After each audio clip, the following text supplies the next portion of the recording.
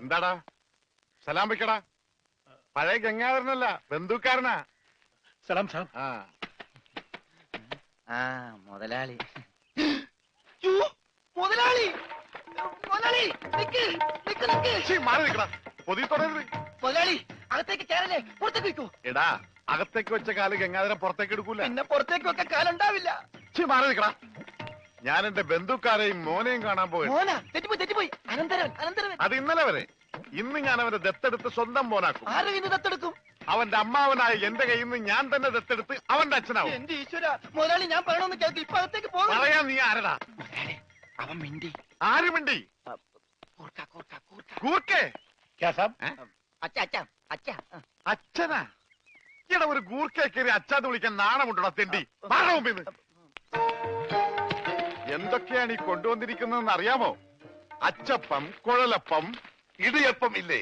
കൊണ്ടുവരാം. വേണ്ട, തന്നുവിടാം. താങ്ക്സ്. അതിനു മുമ്പ് അവനെ കാണണ്ടേ? അനന്തരവനെ. മോനെ, എന്താടാ, സുഖം തന്നെയല്ലേ? ഇവൻ നിന്റെ ആരാധന പറഞ്ഞേ? അവൻ അങ്ങനെ പറഞ്ഞ മനസ്സിലാവില്ല. ആംഗ്യ ഭാഷ കാണിക്കണം. ഞാൻ കാണിച്ച മോനെ. അമ്മാവൻ. മാവു വൻ അമ്മാവൻ. മനസ്സിലായില്ലേ? മനസ്സിലായി. അമ്മാവനല്ലേ?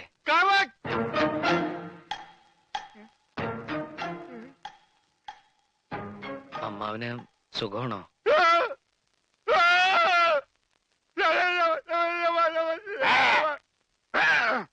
അവൻ സംസാരിച്ചു സാബ്. അവൻ ആദ്യമായിട്ട് സംസാരിച്ചു സാബ്. എന്റെ അനന്തരവൻ സംസാരിച്ചു. ഞാൻ ആദ്യമായിട്ട് ഒന്നുകൂടി സംസാരിച്ചേ.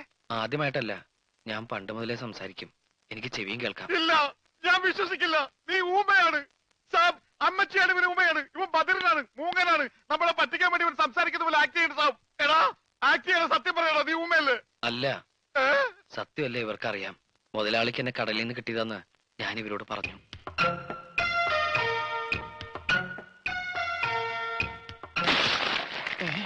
എന്താ ഒരു എല്ലൊടിയാണ് ഒച്ച കേട്ടത്? എല്ലൊടിഞ്ഞിട്ടില്ലടാ, ഒടിയാൻ പോണേ ഉള്ളൂ.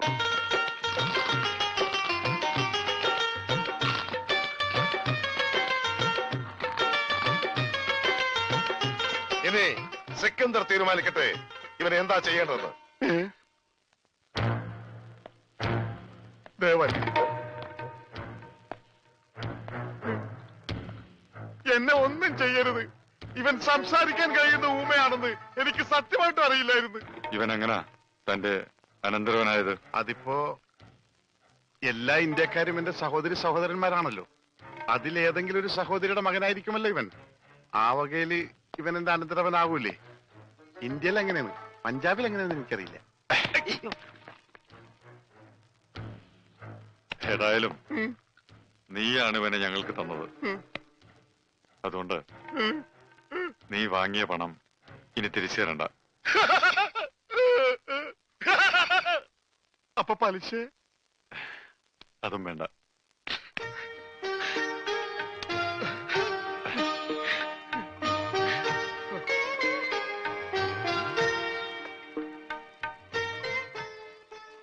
എന്റെ നിവൃത്തികേട് കൊണ്ട് എന്തൊക്കെയോ ചെയ്യേണ്ടി വന്നു. ഏതായാലും നീ ഇപ്പൊ വലിയ നിലയിലെത്തിയല്ലോ. ഡ്യൂപ്ലിക്കേറ്റ് ആണെങ്കിലും ഈ അമ്മാവനെ മറക്കരുത്. അമ്മാവന്റെയും ഈ രമണന്റെയും കാരുണ്യമില്ലെങ്കിൽ ഞാനിവിടെ നിൽക്കൂ? മറക്കില്ല. മരണം വരെ ഞാൻ മറക്കില്ല.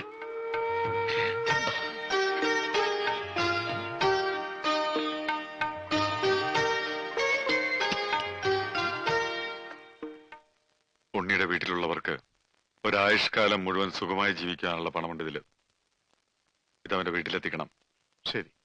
ഒരു നിമിഷമെങ്കിലും അവനെ ഓർത്ത് അവരുടെ മനസ്സ് നിറയണം, സന്തോഷിക്കണം.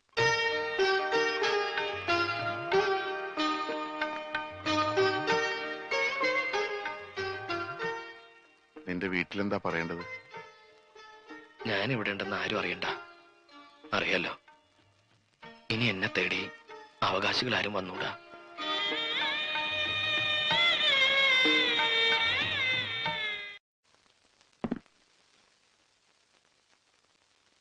എനിക്കിത് വേണ്ട.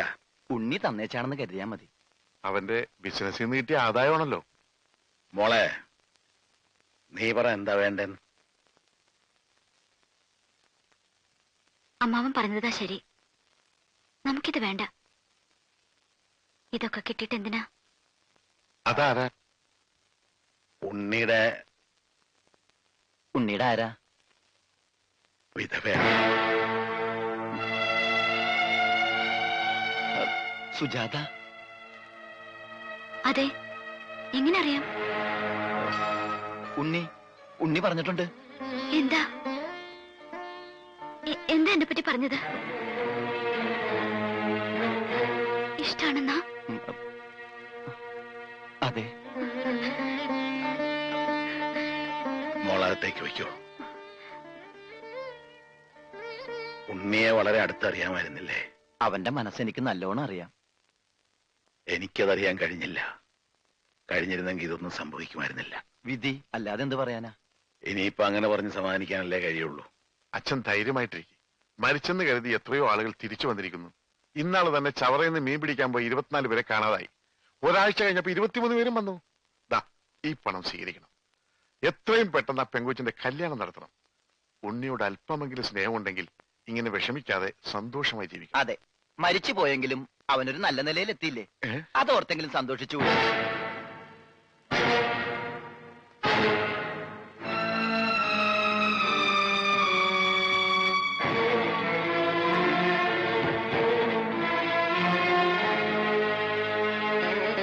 ഞാൻ എത്ര വട്ടം പറഞ്ഞിട്ടും ആരും അത് വിശ്വസിച്ചില്ല. എന്റെ മോൻ എത്ര അകലെ പോയാലും അവൻ മനംനൊന്ത് വിളിച്ചാൽ ഞാനത് അറിയും. അവൻ പോയ പിന്നെ പലവട്ടം ഞാനത് അറിഞ്ഞിട്ടുണ്ട്. നമ്മുടെ ഉണ്ണി മരിച്ചിട്ടില്ല, അവൻ ജീവിച്ചിരിപ്പുണ്ട്.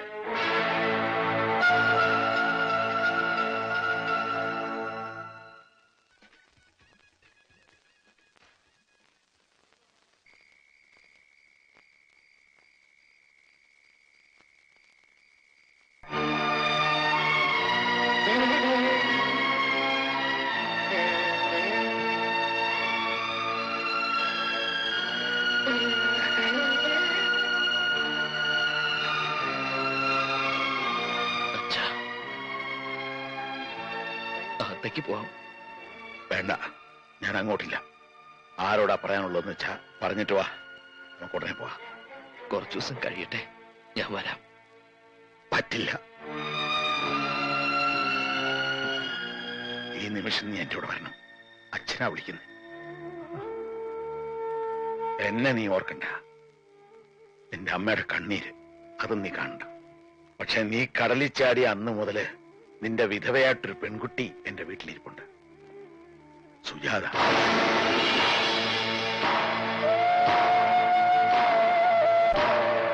അവളെ നീ ഓർത്തേ പറ്റൂ.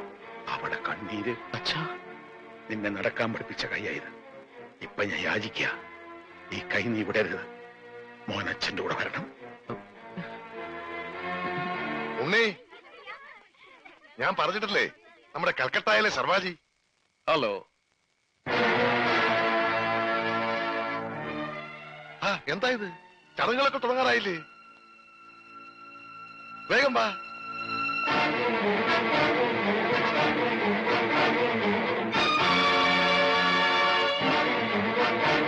ഉണ്ണികൃഷ്ണ. അവൻ ഇപ്പൊ ഈ കുടുംബത്തിലൊരു അംഗമാണ്. അച്ഛന്റെ ഉണ്ണികൃഷ്ണനല്ല. അതെങ്ങനെയാണോ അവൻ എന്റെ മോനല്ലാണ്ടാകണേ? എന്റെ ജോലിക്ക് എന്നേക്കാ വലിയ അവകാശികളുണ്ടെങ്കിലേ അതാരാണെന്ന് അറിഞ്ഞിട്ടേ ഉള്ളു കാര്യം. കയ്യെന്നുടാ. അച്ഛ പ്രശ്നം ഉണ്ടാക്കരുത്. കയ്യെന്നുടാ. പ്രശ്നം ഉണ്ടാക്കരുത്. ഞാൻ പ്രശ്നം ഉണ്ടാക്കും. ഞങ്ങൾ ഞാൻ ഇവിടുന്ന് എന്റെ മോനെ കൊണ്ടല്ല പോകുന്ന. എല്ലാം ഞാൻ പറഞ്ഞതല്ലേ? പ്രശ്നം ഉണ്ടാക്കരുത്. ഞാൻ ഇവിടുന്ന് എന്റെ മോനെ കൊണ്ട് പോകും. എന്നാ ചെല്ല്, ചെന്ന് ചോദിക്ക്. ഇപ്പൊ അവകാശം പറഞ്ഞ് ചെന്നാലുണ്ടല്ലോ, അവനെ കൊലക്ക് കൊടുത്ത് ഇറങ്ങി. ചെല്ല്, ചെന്ന് ചോദിക്ക്. നിങ്ങൾ എല്ലാവരും കൂടി അവനെ ഈ അവസ്ഥയിലാക്കിയത്. ഇനിയെങ്കിലും അവൻ സമാധാനമായിട്ടൊന്ന് ജീവിക്കട്ടെ. അച്ഛൻ പോ. അവൻ മരിച്ചെന്ന് കരുതിക്കോ.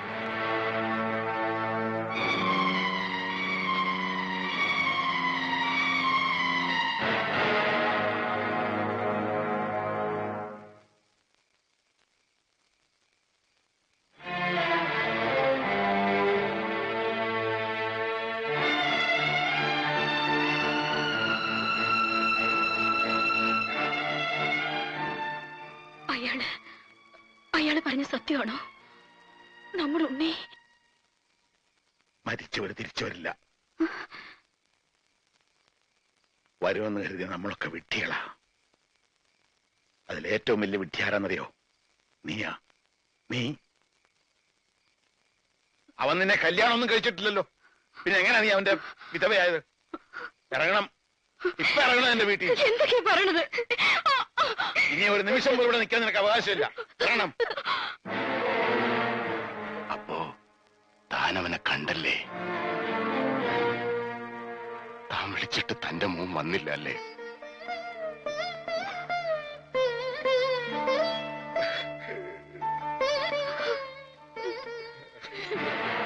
ഇത് ഇവിടം കൊണ്ടൊന്നും തീരൂന്ന് കരുതണ്ട. ഇപ്പൊ മനസ്സിലായില്ലേടി നിന്റെ ഭർത്താവിന്റെ സ്നേഹം? അവന് വേണ്ടെങ്കിൽ പിന്നെ നീ എന്തിനാ ഇവിടെ നിൽക്കുന്നേ? ഇനി ഞാൻ പറയുന്നതിന്റെ മുമ്പിൽ കഴുത്ത് കാട്ടി കൊടുത്തോണം. അല്ലെങ്കിൽ തന്റെ മുമ്പിലിട്ട് മണ്ണെണ്ണ ഒഴിച്ച് കത്തിക്കും ഞാനിവിടെ. അതും നാം കാണും.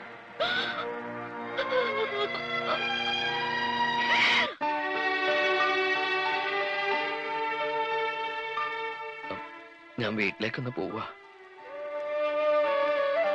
സുജാതയെ കാണണം. അവളോട് മാപ്പ് പറഞ്ഞ് സമ്മതം വാങ്ങണം. വരും, തിരിച്ചു വരും. നീ എനിക്ക് വേണ്ടി പ്രാർത്ഥിക്കണം.